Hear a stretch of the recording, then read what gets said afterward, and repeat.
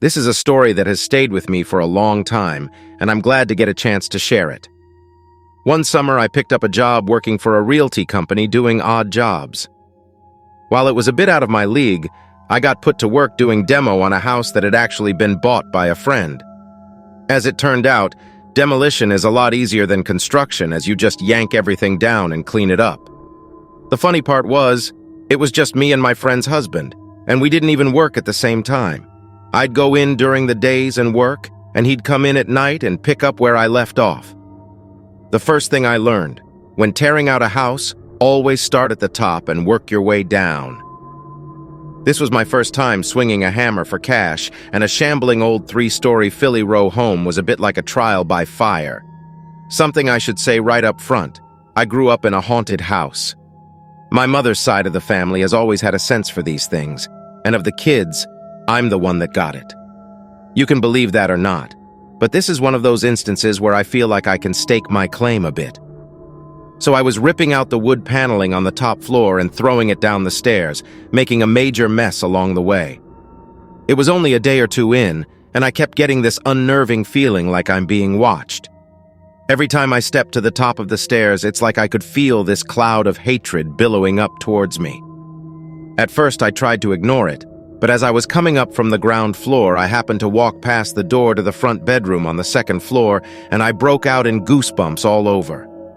This is August in Philadelphia, mind you.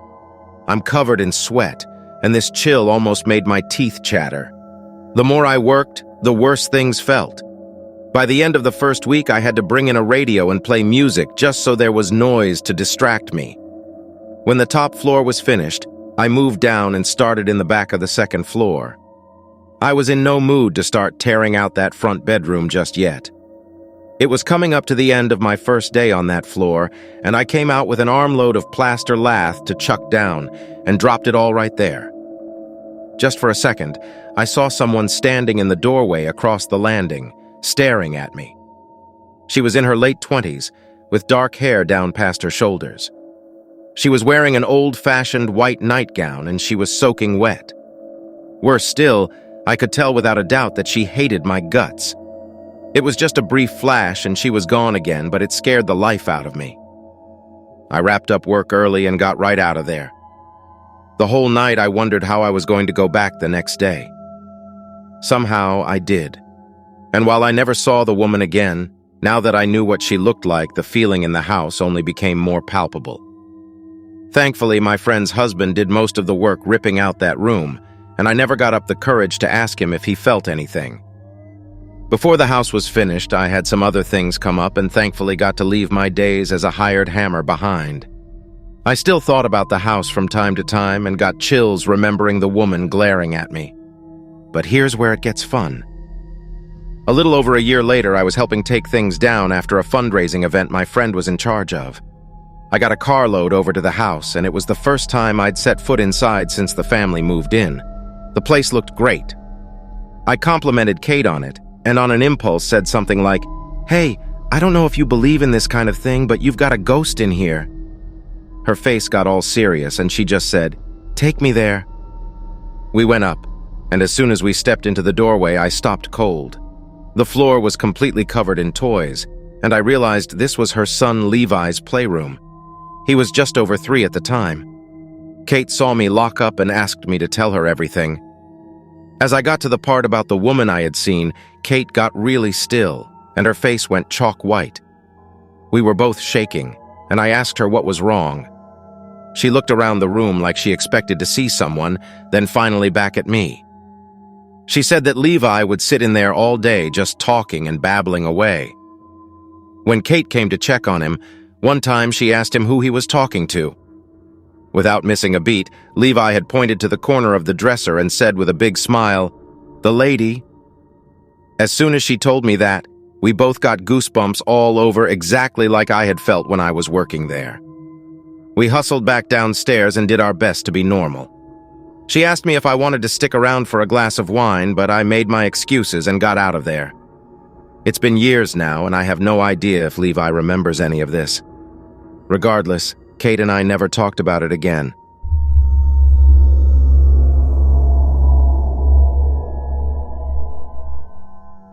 Last summer, I had gone to a family reunion in Lake Tahoe for a weekend. I ended up getting on the road really late to drive home. I do live in Nevada, but east of Tahoe in a town called Fallon. It's about an hour-and-a-half drive from Tahoe. I had to drive home that night because I had to be back for work the next day. The drive was along Highway 50, which is known as the loneliest road in America. It goes through a lot of desolate desert area and is boring to say the least. I had been driving about 45 minutes and I was starting to get really tired. I felt this sleepiness coming on and I could tell it was going to be really hard to fight it. I don't know if you've heard of microsleep, but sometimes you can fall asleep for like 30 seconds at a time and you don't even know you've been asleep.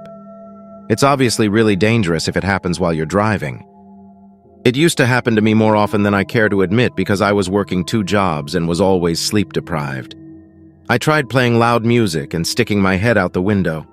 I tried just yelling at myself over and over. But my brain wasn't having it and I felt as drowsy as if I'd been drugged. I knew I needed to take a break, but I didn't feel safe just pulling over right on the side of the road. I finally came to this old dirt road that headed off to the right, so I turned and drove to this little stand of bushes and tried to conceal my car a bit.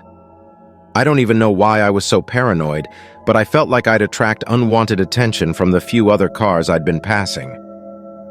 I looked at the clock and saw that it was 11:33, and then I fell asleep. A while later, this scratching sound partially woke me up. It was like a metallic sound, like something was scratching at the car. I looked at the clock and it was 12:07. The sound stopped after a few seconds and I was still half asleep, so I didn't even really look around and just went back to sleep. I was later awakened by the same sound and it was 12:57. This time it started worrying me because the sound didn't stop. The thought ran across my mind that it was just an animal inspecting the car.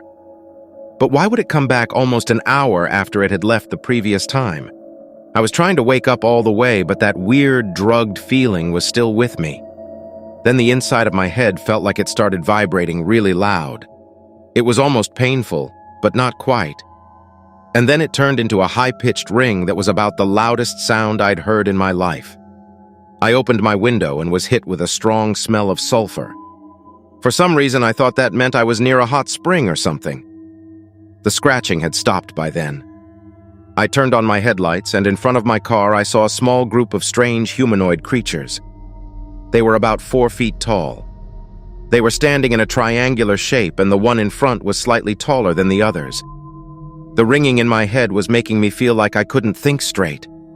The taller one stepped forward and stared into my eyes. It had black eyes.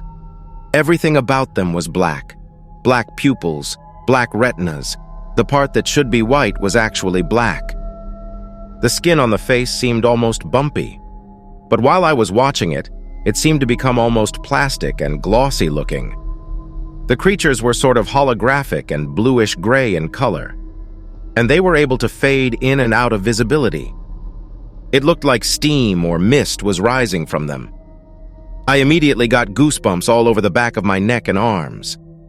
It was steadily gazing at me, and the stare seemed to go on for days. I felt like all the knowledge I had in me was being sucked out, like my whole consciousness was being read. Then all of a sudden, I was blinded by a flash of light, like someone had taken a picture of me with a really bright flash. And then I felt completely drained. I had no energy. My soul felt hollow. And the beings were no longer in front of me. I looked in my rearview mirror and just managed to catch a glimpse of something running away behind me. It actually seemed more like figures made of light were drifting away behind my car. I fully expected to see some kind of spaceship or something, but there was nothing like that around as far as I could see. At least I finally felt completely awake and thought to myself, I have to get the hell out of here. I started the car and got back to the road, and as I headed east again, I saw that the sun was starting to rise. I looked at my clock and saw that it was almost 6 a.m. I had lost about 5 hours since I had last checked my clock. For months, I questioned my sanity and reality. I knew I couldn't tell anyone. It's just a real relief to be able to finally speak about this to someone. I've heard about some strange things happening out in the desert, and it's just crazy. And I think I've seen some strange lights in the sky out there and whatnot. But what happened to me that night was really up close and personal. I will never feel the same again.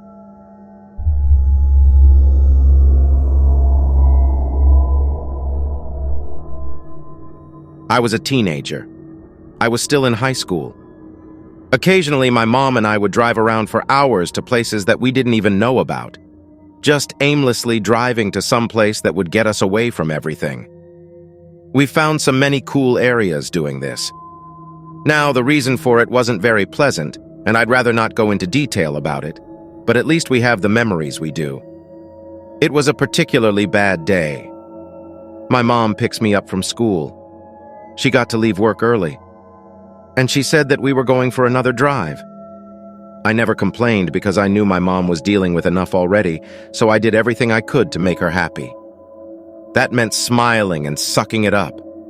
It also meant never complaining about spending too much time in the car.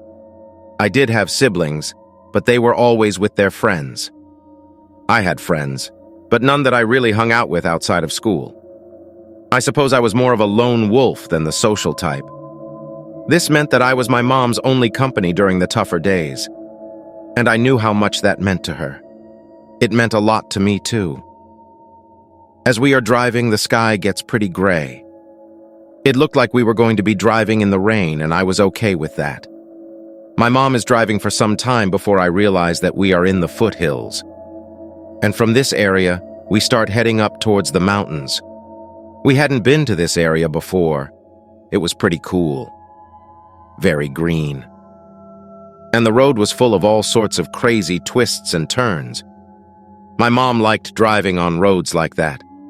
I think it made her feel invincible. There's a point in time when we get to a flat area. I assumed it was the very top of this mountain. There's a road that leads straight ahead, but there's these weird gates. They sort of reminded me of those railroad gates that can open and close. They happened to be open. It looked really weird. But we were both very curious about it, so we went in. There were a few huge metal boxes that looked like transformers or something. I figured they were somehow connected to the gate we drove through, and all around us is this really cool wooded area. We followed the road for some time. Eventually, we hit a dead end. At the end of the road was an enormous body of water. It looked like a lake, but it seemed to turn into rivers that led off in two different directions. It seemed peaceful, and that's what my mom needed. We climb out of the car and start to walk around the small area of land. If you were looking at the body of water from our car, there were different elements to notice. The first being that the area of land that we stood on obviously wrapped around the lake. But it was weird because we couldn't walk on any of the sides. We were stuck in the dead center of the lake. This was partly due to the area on the left and right of us being very steep and covered in rocks. There were two river-type things, as I mentioned, but they sort of swerved out to the northeast and northwest. It created a V shape almost. And then dead ahead of us was another area of land that was pretty far away from us. It was an interesting area for sure. I hadn't seen anything like it before. It was the most pure silence I've ever heard in my whole life. No cars, no background noise. But there weren't any other noises either, which made it kind of eerie. We were out in nature, but we couldn't hear any signs of like birds or crickets or flying insects. It was dead quiet. It started to sprinkle the tiniest bit of rain, and even that sound seemed amplified. I remember my mom saying, "This is weird, huh?" It really was very weird. And I didn't think it could get much weirder. But it did. We looked out to the body of water and watched the small raindrops hitting the surface. The surface of the lake was super still, like freakily still. Like I've never seen water so still, not even in a bathtub. So that's what made what we saw much more horrifying. As we looked out towards the body of water, we saw something rather large splash the water upwards. The sound alone was enough to frighten me. A loud splash after hearing nothing for several minutes was shocking. But the enormity of whatever forced the water up was unexplainable. I don't think it could have been a fish. If it was, that fish was humongous. I hadn't noticed prior, but I noticed at this point that there was a weird series of smaller objects sitting above the water off to my left. They almost looked like a row of rocks peeking out of the water. It must not have caught my eye before, being that the sides of us were pretty much covered by large rocks. But as soon as we saw that splash and the gigantic ripples it created in the lake, I started to wonder if those rocks weren't really rocks at all, but the back of something large hidden under the water. All of this observation took no time at all. And if I'm being truthful, I was much too frightened to stand there much longer. My mom started to usher me into the car, saying that we needed to leave. So we got in the car and left. I would have thought that my mind was playing tricks on me. All of what we had experienced was truly, for a lack of better words, creepy. And my mom started revisiting the events out loud as we drove. Everything she was saying was exactly what I saw, too. And I can still hear her words. That wasn't a fish. It couldn't have been. Right? All I know is that whatever it was made me so scared. I won't step foot near another lake or river again. I just won't.